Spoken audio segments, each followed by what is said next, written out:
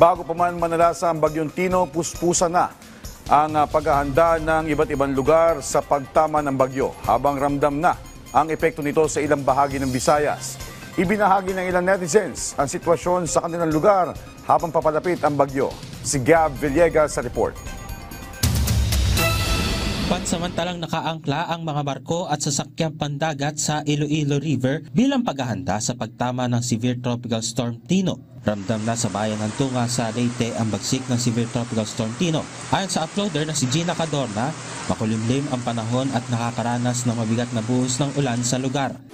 Sa upload naman ni Michael Montas, makikitang hindi na madaanan ang National Highway sa Purok 2, Barangay Tagnamarcay sa Tubay, Agusan del Norte dahil sa walang tigil na pag-ulan dulot ng Severe Tropical Storm Tino.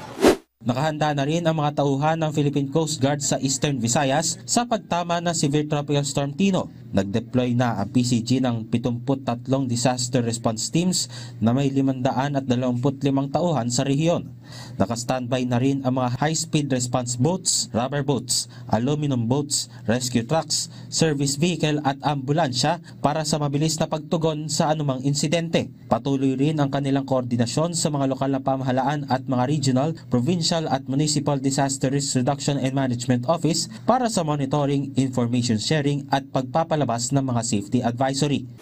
Puspusan na rin ang pagpreposition ng Department of Social Welfare and Development sa Central Visayas ng mga family food packs sa warehouse nito sa Bohol bilang paghahanda sa inaasahang paglandfall ng Severe Tropical Storm Tino. Aabot sa 10,200 mga family food packs ang naipadala sa kanilang warehouse kahapon.